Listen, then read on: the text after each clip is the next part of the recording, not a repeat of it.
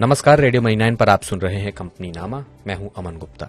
जियो financial के share की कीमत कितनी हुई तय, अदानी ग्रुप को कितना कर्ज दे सकता है स्टेट बैंक, और कहां पहुंचा आईटीसी का मार्केट कैप बताएंगे आपको। और इनके अलावा भी कॉर्पोरेट जगत से जुड़ी कई बड़ी खबरें हैं। तो शुरू करते हैं कंपनी नामा।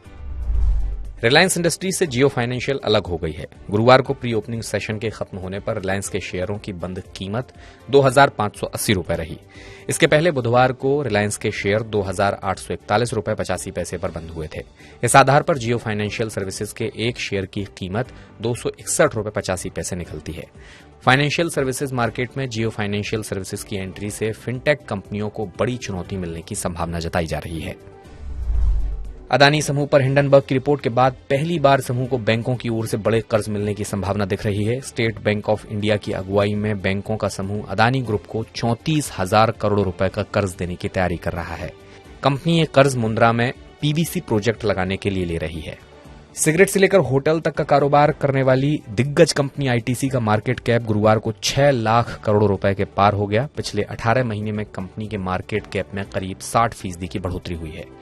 कारोबार के अंत में कंपनी का शेयर करीब 3.25% तेजी के साथ 492 रुपए 15 पैसे पर पहुंच गया और मार्केट कैप 6,12,788 करोड़ रुपए तक पहुंच गया है।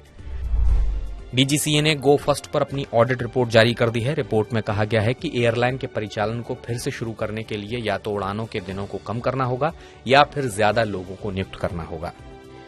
एनसीएलटी ने संकटग्रस्त फ्यूचर रिटेल के लिए इंसॉल्वेंसी प्रोसीडिंग्स को पूरा करने की डेडलाइन आगे बढ़ा दी है। इसके लिए अपडेट आगे बढ़ाकर 17 अगस्त कर दी गई है। इससे पहले एक बार डेडलाइन 90 दिन के लिए बढ़ाकर 15 जुलाई तक की गई थी। PSU company power finance bond के जरिए 5,000 करोड़ रुपए जुटाएगी। ये जनवरी 2021 के बाद पब्लिक के लिए आने वाला कंपनी का पहला बॉन्ड होगा। ये बॉन्ड 21 जुलाई यानी शुक्रवार को खुलेगा और 28 जुलाई को बंद होगा। ये बॉन्ड 5 साल, 10 साल और 15 साल की 3 तरह की अवधि के लिए होगा। Bank of Maharashtra additional tier 1 यानी AT1 और टीयर 2 बॉन्ड के जरिए 2,000 करोड़ रुपए जुटाने की तैयारी कर रहा है। इससे बैंक अपनी ग्रोथ को सपोर्ट देगा और इस वित्त वर्ष में मैच्योर हो रहे कैपिटल बॉन्ड्स की भरपाई की जा सकेगी।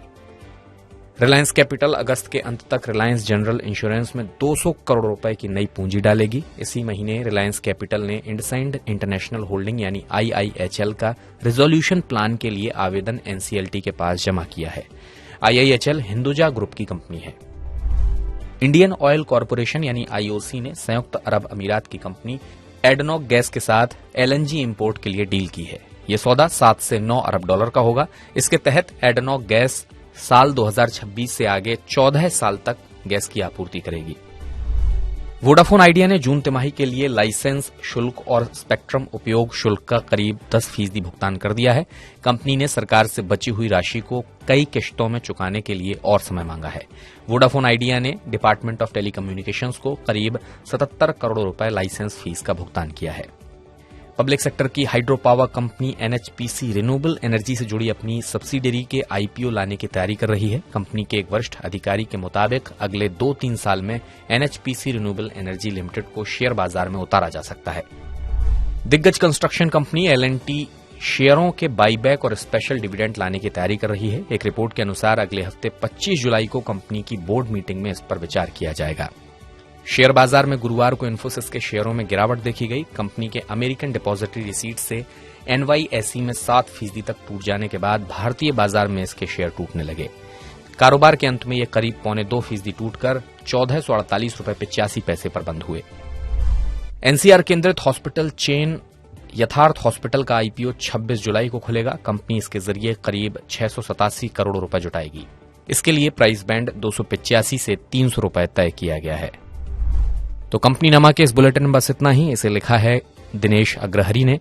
मेरा नाम है Aman Gupta. Business, personal finance और कॉर्पोरेट जगत से जुड़ी तमाम खबरों के लिए आप सुनते रहिए रेडियो मनी 9 और डाउनलोड कर लीजिए मनी 9 का मोबाइल ऐप। चलता हूं, अपना ख्याल रखिएगा। नमस्कार।